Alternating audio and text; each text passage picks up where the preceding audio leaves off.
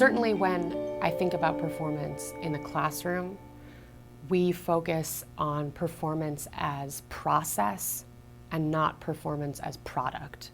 I think a lot of times people think about performance only as the last step, and it's the final presentation and they get one shot and they can't mess it up. And that just raises the stakes so unnecessarily around something that is already kind of scary.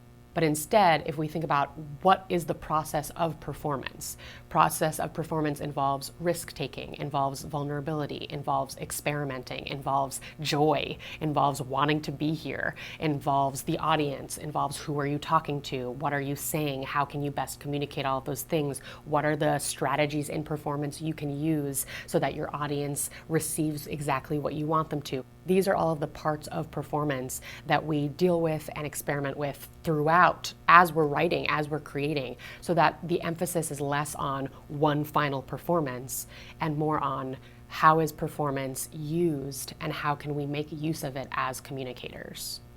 The easiest way to minimize stage fright, I have found, is to lower the stakes around performance. So by allowing people to just be more familiar and have more experiences with performance instead of just one final performance. They're already used to, this is what it feels like when I'm in front of an audience. This is what my body feels like. This is what happens when I sweat a lot before I go on stage. This is what a microphone feels like. All of those things, if they're more familiar with them, then getting up on stage feels less foreign and feels less terrifying. So that's the easiest way to combat stage fright, is just a lot of practice and a lot of familiarity with the elements of performance and what's going to happen when you're on stage.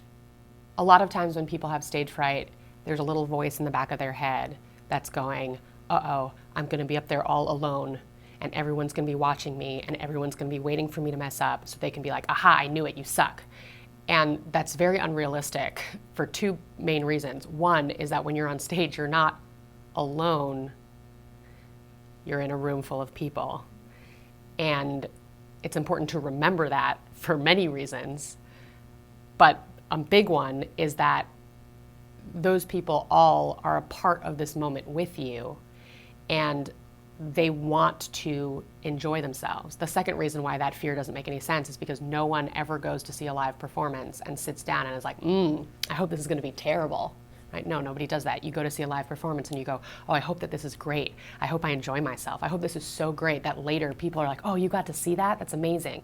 That's what your audience feels when they're watching you. And if you can remember that, you can say, oh, everyone here is wanting to have a good time. They're looking at me for permission to have a great time.